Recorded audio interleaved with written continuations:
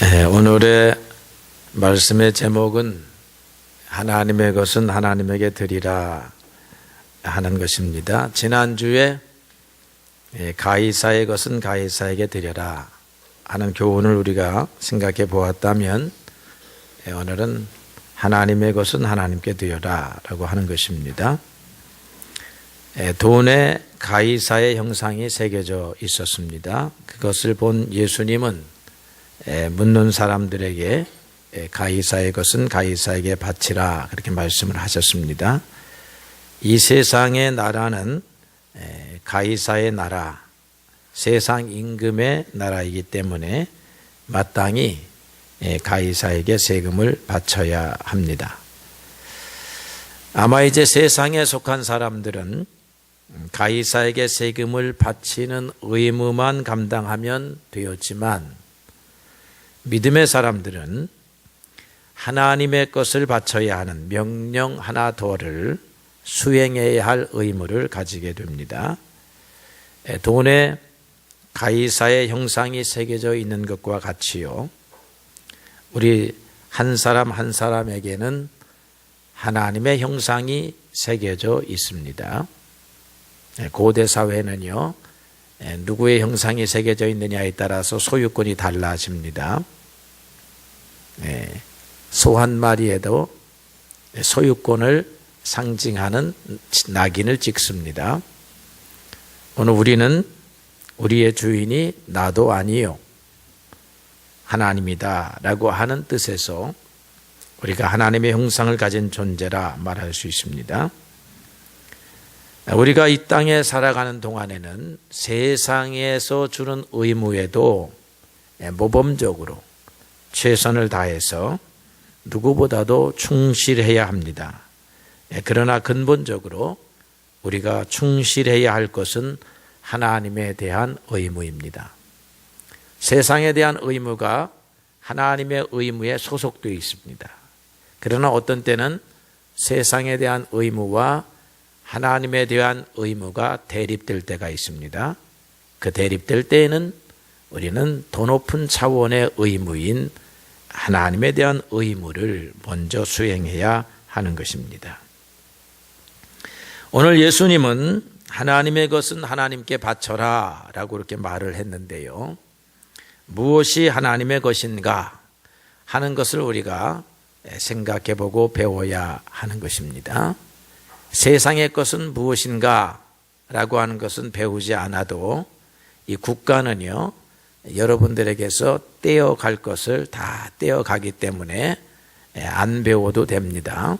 여러분도 모르는 사이에 국가는 세금을 이 모양 저 모양으로 다 떼어갑니다. 그러나 하나님 앞에 드려야 하는 세금 또는 하나님 앞에 바쳐야 하는 재물은요, 하나님이 강제로 떼지 않습니다. 여러분이 자발적으로 내야 하는 것입니다. 그래서 믿음에 따라 내게 되는데요, 하나님은 이것은 내 것이다 라고 말씀만 하지 그것을 강제로 집행하지는 않으신다. 그래서 이게 어렵습니다. 하나님도 당신의 것을 강제로 집행해 버리시면 우리가 꼼짝없이 그냥 드리고 말 것인데, 강제로 집행하지 아니하시니까 어떤 사람은 내고 어떤 사람은 내지 않고 자기 자신에게 달려있다. 이것을 하나님은 너희의 믿음의 분량이라 그렇게 말하는 것입니다. 여러분들은 믿음의 분량이 이렇게 커져가지고 하나님이 요구하시는 것, 그것이 무엇인가를 바로 깨닫고, 또 더 나아가서는 하나님이 요구하시는 것은 여러분들에게 복을 주고자 하심이지 여러분의 것을 빼앗고자 함이 아니라 하는 사실을 알 때에 우리가 바른 믿음의 행동을 할 수 있다 그렇게 믿습니다. 그러면 무엇이 하나님의 것인가를 성경적으로 좀 살펴보기를 원하는데요, 성경에 보게 되면 하나님이 내 것이다 이렇게 탁 집어서 말하는 것들이 여러 가지가 있습니다.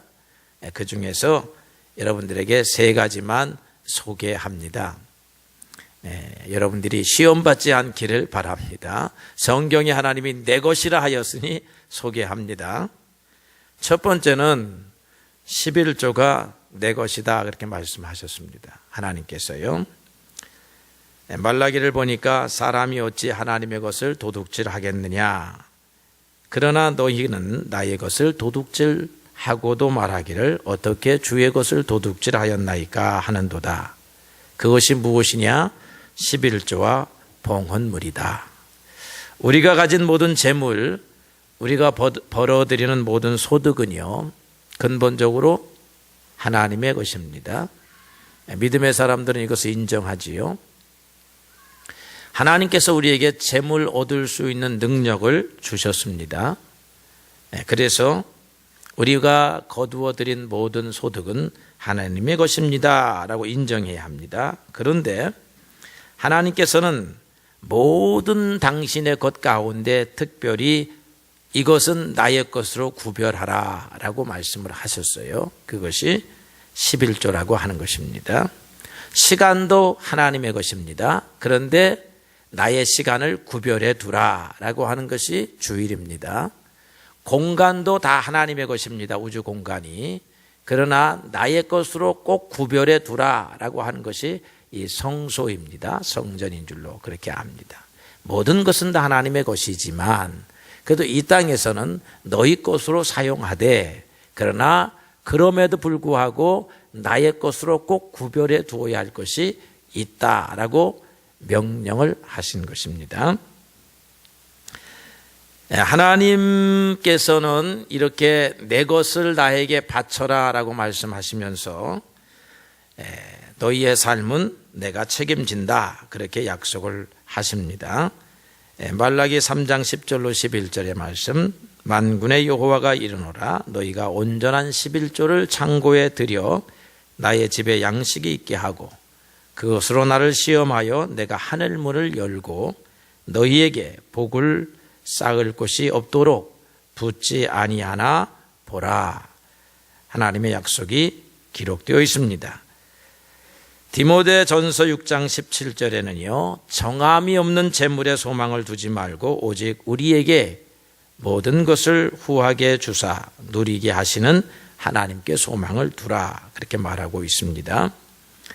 하나님과 재물 어느 것이냐, 어느 것에 마음을 둘 것이냐 라고 여러분들에게 둘 중에 하나를 택하라고 한다면, 둘 중에 하나가 해답이라고 한다면 여러분들은 재물을 택하지 말고 하나님을 택하라 라고 하는 것입니다.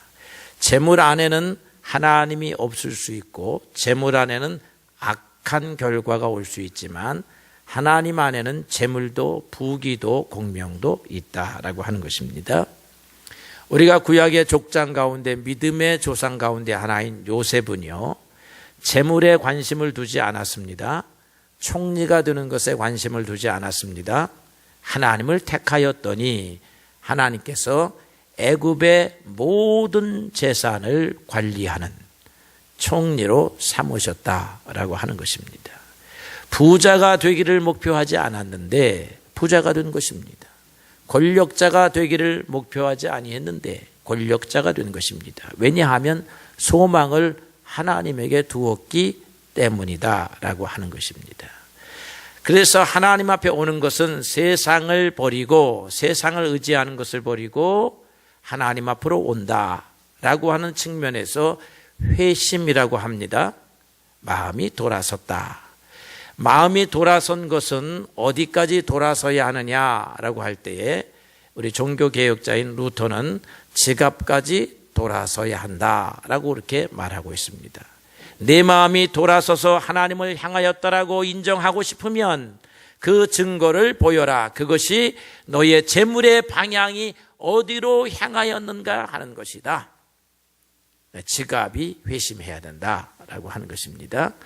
우리가 사용하는 돈이 행방에 따라서 우리가 하나님의 사람이냐 아니면 하나님의 사람이 아니냐가 달라진다라고 하는 것입니다. 유대인들은요, 참 사람이냐 참된 사람이 아니냐를 세 가지를 가지고 구분을 했습니다. 하나님이 기뻐하시는 사람은 이 세 가지를 잘 다루어야 한다라고 했어요. 첫 번째가 술잔인데요, 술잔을 잘 다루느냐 다루지 못하느냐에 따라서 하나님의 사랑을 받느냐 사랑을 받지 못하느냐 했습니다. 이 술 이게 참 문제예요. 이게 잘 다루어야 합니다. 저희 같은 경우는 아예 술잔을 들지를 않습니다. 그러나 여기 많은 평신도들은 술잔을 들었다 놨다 하잖아요. 그죠? 그런데 잘 들었다 놨다 해야지 여기에서 그 사람의 인격, 그 사람의 신앙, 그 사람의 가치 달라진다는 것입니다. 술잔을 어떻게 사용하느냐에 따라서 존귀한 사람이냐 아니면 패역한 사람이냐 달라지는 것입니다. 두 번째는요, 분노를 어떻게 다루느냐 하는 것입니다. 우리가 날마다 분노에 사로잡혀 살게 되어 있어요. 인간관계는 아주 필연적으로 분노를 가지고 옵니다. 그런데 이 분노를 관리해야 합니다. 어떻게 관리하느냐에 따라서 그 사람의 가치가 달라집니다. 그 사람의 신앙이 달라집니다. 분노를 폭발시키는 사람이 있는가 하면 관리하는 사람이 있다라고 하는 것입니다. 세 번째가 지갑이라고 하는 것입니다. 그래서 유대인들은 이 세 가지를 잘 가르쳐요. 술잔의 예절을 가르쳐요. 인간관계의 예절을 가르칩니다. 그 다음에 돈의 목적, 돈에 사용하는 방법, 돈을 버는 방법, 그걸 가르쳐요. 그래서 이 세 가지가 정말로 이 땅에서 살아가는 사람의 삶의 모습을 드러내는 결정적인 요인이라 이렇게 말할 수가 있습니다. 그 지갑 가운데 하나, 여러분, 소득의 11조와 봉헌물을 하나님께 드리라. 하나님이 내 것이라 그렇게 말씀했다라고 하는 것입니다. 여러분들이 오늘 10,000원 벌어서 10,000원을 다 내 입맛대로 쓰면 안 된다는 분명한 진리입니다.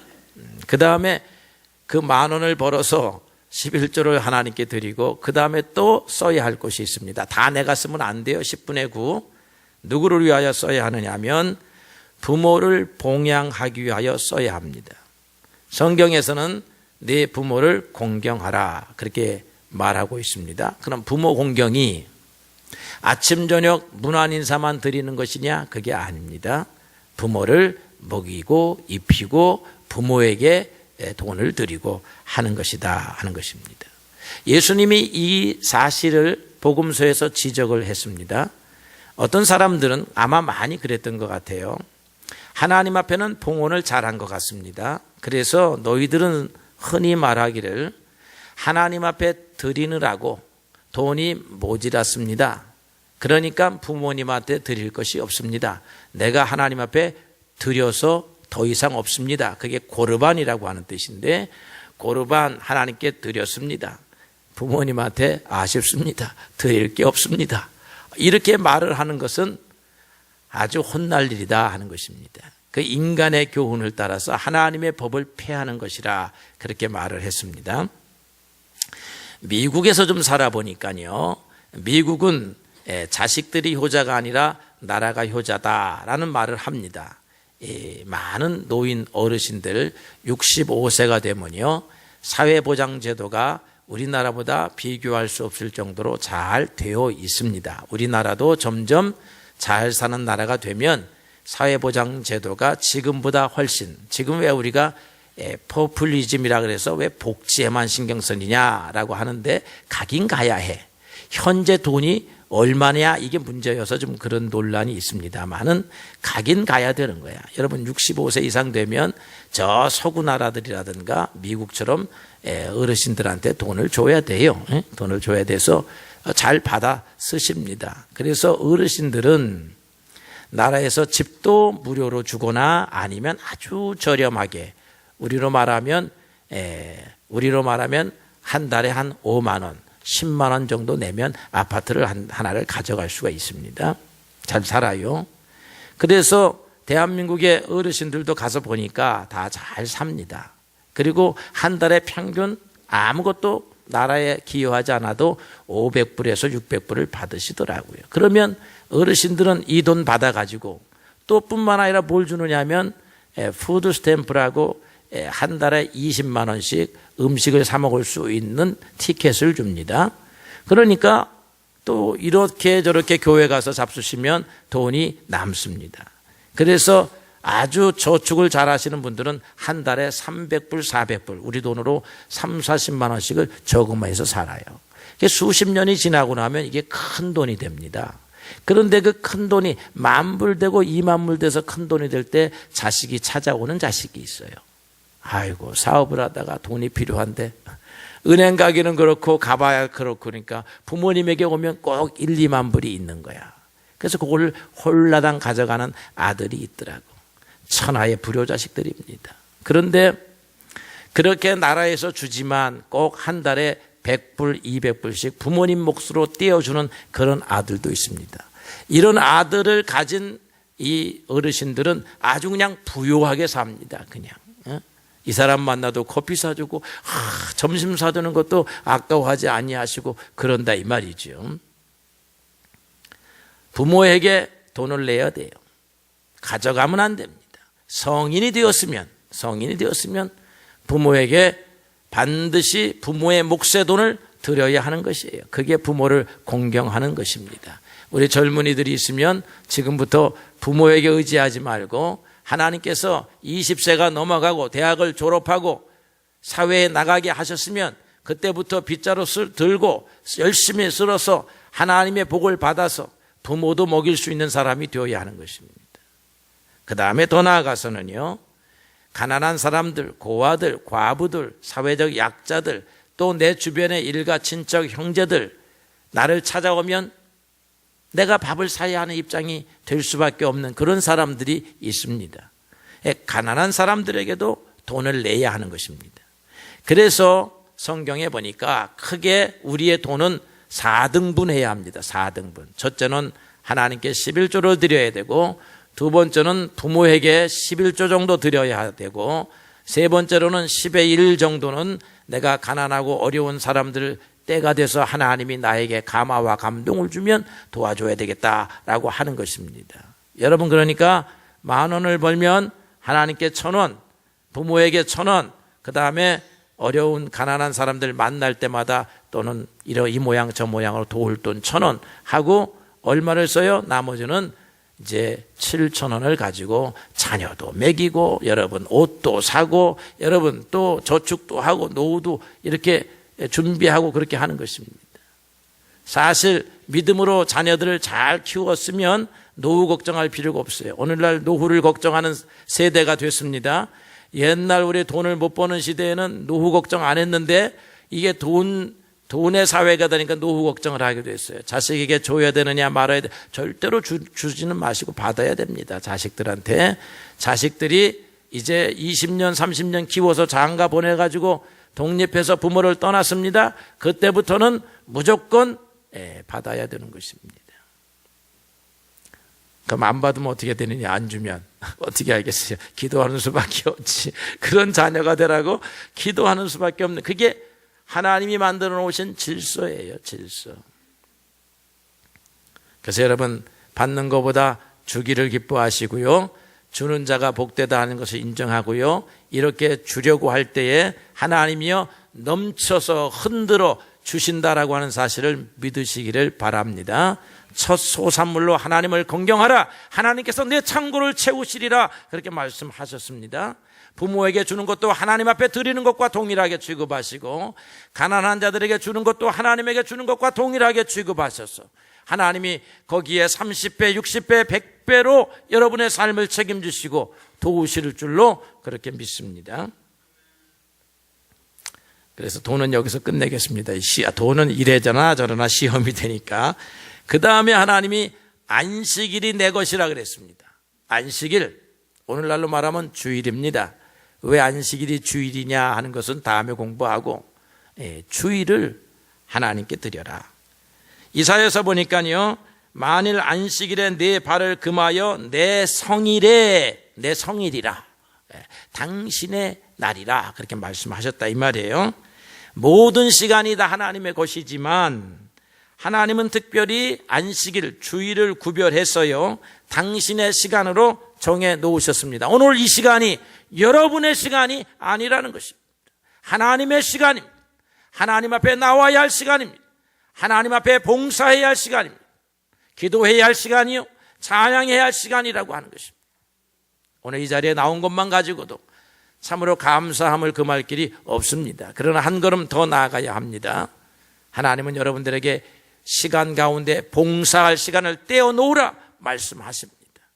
교회에 와서도 봉사해야 되고요, 밖에 나가서도 내가 봉사해서 일이 되어야 한다면 내가 먼저 팔을 걷어붙이고 봉사해야 하는 것입니다. 왔다가 그냥 가는 거 하나님의 명령 지키는 거 아닙니다. 하나님께 당연히 바쳐야 될 거 바치는 거 아닙니다. 교회에 와서 예배하는 것 하나님의 시간을 바치는 것입니다. 봉사하는 것 하나님의 시간 바치는 거예요. 여러분 삶에서 아침에 일어나서 기도하고 하루를 시작하는 것, 기도의 시간 하나님께 바치는 것입니다. 그러면 여러분이 무슨 손해를 보았습니까? 시간의 손해를 보았습니다. 그러나 하나님은 여러분의 시간을 더 질있게 풍족하게 여러분의 시간을 사용할 수 있도록 축복하신다라고 하는 것입니다. 기도한 사람이 복을 받지 않겠습니까? 봉사한 사람이 복을 받지 않겠습니까? 하나님을 위하여 수고한 사람이 복을 받지 않겠습니까? 많은 사람들이 내 시간이 부족하다 하여 하나님께 시간 드리기를 거절하고 있습니다. 그런 사람이 잘 되는 법이 없습니다. 그런 사람이 복되는 법이 없어요. 하나님 앞에 마땅히 드려야 할 시간을 드려야 하는 것입니다. 예배의 시간, 기도의 시간, 봉사의 시간 다 감당할 수 있어야 합니다. 여러분들의 믿음의 분량이 커져서 이런 봉사를 할 수 있게 되기를 바랍니다. 오늘 주보에 간증을 하나 실어 놓았습니다. 몽고에 가서 선교하는 어떤 여자 선교사님 사모인데요, 이번에 꿈을 꾸었습니다. 꿈을 꾸었더니 하나님께서 나타나시고 항아리 하나를 보여주더라는 것입니다. 항아리가 멀리서부터 가까이 오는데 이 항아리에 뭐가 들었는지 궁금했습니다. 하나님, 저 항아리에 뭐가 들었습니까? 라고 하니까 내가 평생에 나를 위하여 부른 찬양이 이 항아리에 들어있다 라고 하는 것입니다. 사모님이고 성악을 전공하고 그랬으니까 찬양으로 하나님 앞에 영광을 돌렸습니다. 우리 찬양대 매주 찬양으로 하나님 앞에 영광을 돌렸습니다. 그래서 그 항아리가 보니까 거기에 내 찬양이 담겨져 있다라고 하니까 내가 그것을 좀 보기를 원합니다. 그래서 보여줬어요. 하나님 보여줘서 이렇게 항아리를 들여다보니까 이 꽉 찬 것이 아니고 물로 말하면 말이죠, 밑바닥에 찰랑찰랑 쬐끔 들어있는 거예요. 아이고 하나님, 이게 어찌된 일입니까? 내가 평생의 찬양을 불러서 봉사하기를 얼마나 많이 했는데 이 찬양이 요거밖에 되지 않습니까? 하나님이 계산을 잘못했습니다 라고 말하는데 하나님이 말씀하시기를 내가 진심으로 부른 찬양만 담았다 그러는 것입니다. 너의 영광을 위하여 칭찬받기 위하여 부른 찬양은 여기에 안 담았다라고 하는 것입니다. 여러분, 우리가 봉사를 하고 다른 사람을 위하여 수고하고 다른 사람을 구제해도요, 그게 온전히 하나님 앞에 바치지 못한 것이 있다는 것입니다. 하나님 섬기는 게 쉬운 일이 아닌 것 같아요. 그래서 하나님 앞에 진실로 부른 찬양, 하나님 앞에 진실로 드린 기도, 하나님 때문에 진실로 참고 봉사했던 삶, 이게 하나님께서 기억하시는 것이다. 그게 하나님이 나에게 바쳐진 것이다 라고 말씀하신다라고 하는 것입니다. 세 번째는요, 결론적인 말씀이기도 하고요, 또 오늘 우리의 필요한 말씀인데요, 우리의 몸이, 우리의 삶 전체가 하나님의 것이라고 하는 것입니다. 돈 하나만 하나님의 것이 아니고 시간 하나만 하나님의 것이 아니라 우리의 인생 전체가 하나님의 것입니다. 고린도전서 6장 19절에서 20절에 이렇게 말씀했습니다. 너희는 너희의 자신의 것이 아니다. 너희는 값으로 산 것이 되었다. 예수 그리스도의 피값으로 내가 사왔다. 그런즉 너희의 몸으로 하나님께 영광을 돌려라. 그렇게 말씀하고 있습니다. 여러분의 인생의 소유자가 여러분이 아니라고 하는 것입니다. 그래서 여러분의 인생의 방향을 여러분이 정해서는 아니 되는 것입니다. 하나님이 정해야 된다라고 하는 것입니다. 값으로 샀다라고 하니까 이런 비유가 가능해요. 우리는 사탄에게 묶여져 있어서 사탄의 소유였습니다. 그래서 이 사탄에게서 끌어내와서 사오기 위하여 하나님께서 돈을 가지고 가시는 거예요. 갔더니 사탄이 말하기를 돈 갖고 와도 되지 않소. 그럼 무엇을 갖고 와야 되느냐 했더니 당신의 아들을 갖고 오면은 이 사람을 내어줄 수 있소. 그렇게 말을 했다는 것입니다. 이런 비유가 이사야서에 나옵니다. 하나님께서 이사야서 43장에서 너는 내 것이라 그렇게 말씀해요. 내가 너를 지명하여 불렀나니 너는 내 것이라. 내가 너를 애굽을 대신하여 속량하였노라. 애굽을 주고 사왔다라고 말하는 거예요. 구스와 스바를 주고 너를 사왔노라. 쉽게 말하면요, 이스라엘이라고 하는 조그마한 땅덩어리의 백성들을 하나님이 사랑하신 거예요. 사랑하셔가지고 이거를 좀 사오려고 하니까 파는 사람이 요구하기를 이스라엘 땅을 살려고 합니까? 이스라엘 백성을 살려고 합니까? 그러면 애굽 땅을 가지고 오시오. 그런 말입니다. 대한민국 사람 한 사람 살리려고 합니까? 미국 전체를 가지고 오시오. 그런 말입니다. 하나님이 애굽을 주셨다는 거예요. 애굽을 사망에게 내어주시고 사온 것이 이스라엘 백성, 쬐끄만한 백성이라고 하는 것입니다. 큰 것을 주고 어떤 사람이 작은 것을 삽니까? 사랑 아니고서는 불가능한 거예요. 우리가 어떤 사람을 사랑하면 그 사람 때문에, 사랑 때문에 세상 온천하를 주고도 사올 수 있는 것이요. 주님이 우리를 그렇게 사랑하셨어요. 그래서 우리가 물 가운데로 지날지라도 그 물이 우리를 엄물하지 못하고 불 가운데로 지날지라도 그 불이 우리를 사르지 못하는 것은 하나님이 그런 사랑으로 우리를 사오시고 보호하셨기 때문이라고 하는 것입니다. 우리가 하나님에게 속하게 되면 이런 큰 사랑, 어마어마한 사랑, 엄두도 내지 못할 사랑과 보호와 권능과 은총을 입습니다. 하나님에게 소속된다는 것이 이렇게 중요한 거예요. 그 하나님께서 너는 내 것이다 라고 말하면서 너는 이제 내 자녀답게 살라라고 하셨으니 우리의 삶이 달라져야 한다는 것입니다. 죄된 삶에서 달라져야 한다는 거예요. 욕심의 삶에서 달라져야 한다는 것입니다. 우리의 삶을 움직이는 요인이 무엇이냐? 그것은 이익이 아니고 하나님의 목표라고 하는 것입니다. 하나님의 말씀이요 하나님의 뜻이라고 하는 것입니다.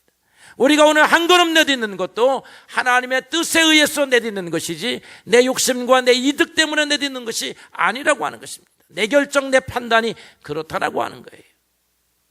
왜냐하면 우리가 하나님의 것이기 때문입니다.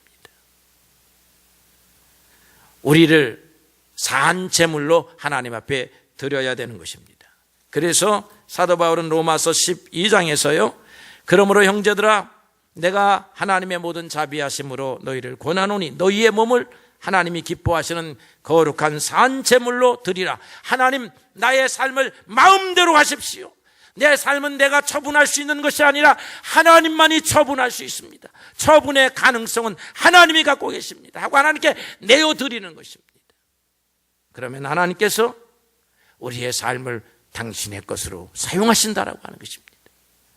우리 측면에서 보게 되면 너희는 이 세대를 본받지 말고 오직 마음을 새롭게 함으로 변화를 받아 하나님의 선하시고 기뻐하시고 온전하신 뜻이 무엇인지 분별하면서 살라고 하셨습니다.